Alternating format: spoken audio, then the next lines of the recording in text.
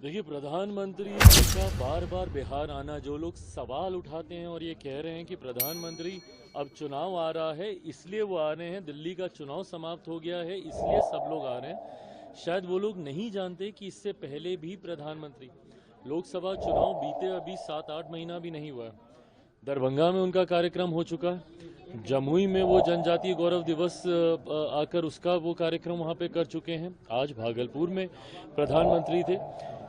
ये किसी भी राज्य के लिए सौभाग्य की बात है कि देश का प्रधानमंत्री उस राज्य पे इतना ध्यान दे रहा है, और प्रधानमंत्री वादों को पूरा करने की गारंटी है। लोकसभा में जो जो वादे उनके द्वारा किए गए थे, ये कोई मामूली उपलब्धि है कि एक समय होता था कि देश भर में मात्र 2 एम्स होते थे, अब बिहार में 2 एम्स हो रहे हैं। पटना के साथ साथ दरभंगा में आज जिस तरीके से किसान सम्मान कार्यक्रम आयोजित किया गया, 19वीं किश्त जिस तरीके से किसानों को दी गई, ये तमाम बातें दर्शाती हैं कि प्रधानमंत्री जी अपनी बातों को, अपने वादों को एक एक करके पूरा कर रहे हैं।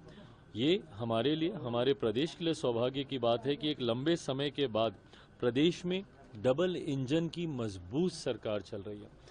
देश में इसका नेतृत्व प्रधानमंत्री जी के द्वारा किया जा रहा है, राज्य में हमारे मुख्यमंत्री नीतीश कुमार जी के द्वारा इसका नेतृत्व किया जा रहा है, और दोनों सरकार का तालमेल आज की तारीख में इतना खूबसूरत और इतना मजबूत है। परिणाम स्वरूप एक एक करके बड़ी से बड़ी परियोजनाओं को धरातल पर उतारा जा रहा है। लोकसभा में इस बार बजट में भी हम लोगों ने देखा जिस तरीके से बिहार को प्राथमिकता दी गई।